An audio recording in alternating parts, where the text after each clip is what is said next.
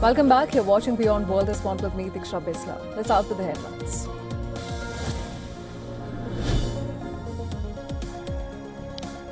US War Secretary Pete Hegseth says India is a powerful and modernizing military force with strong capacity to sustain high-end operations. Speaking at Shangri-La Dialogue in Singapore, he notes India's role in maintaining regional balance.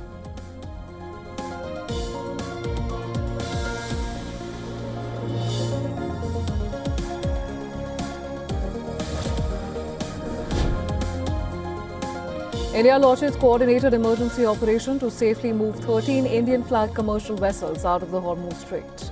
Government also advises citizens to avoid travel to Iran and urges those already there to leave.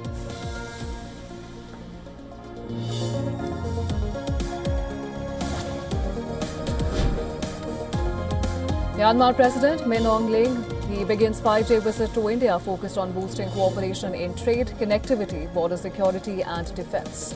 First visits the Mahabodhi Temple in Gaya before heading to New Delhi.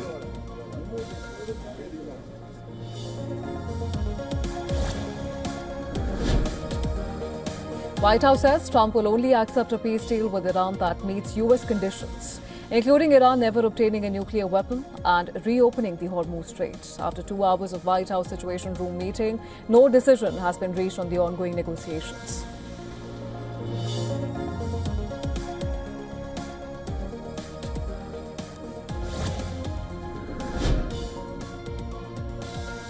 Iran rejects US demands, saying Iran said goodbye to the language of must 47 years ago. Foreign Ministry spokesperson says Iran is focused on ending the war and wants nuclear issues excluded from any interim deal.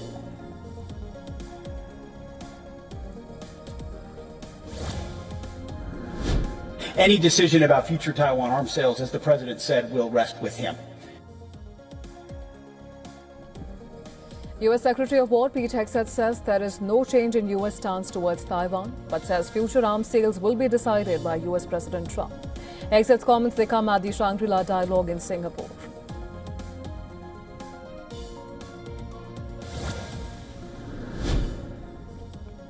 White House shares the health report of US President Donald Trump, says the president remains in excellent health with strong cardiac, pulmonary and neurological function.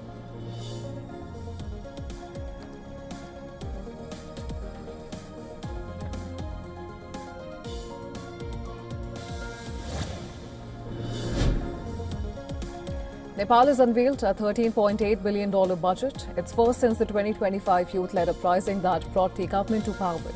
Officials project growth of up to 7% as the plan focuses on reforms, jobs and economic stability.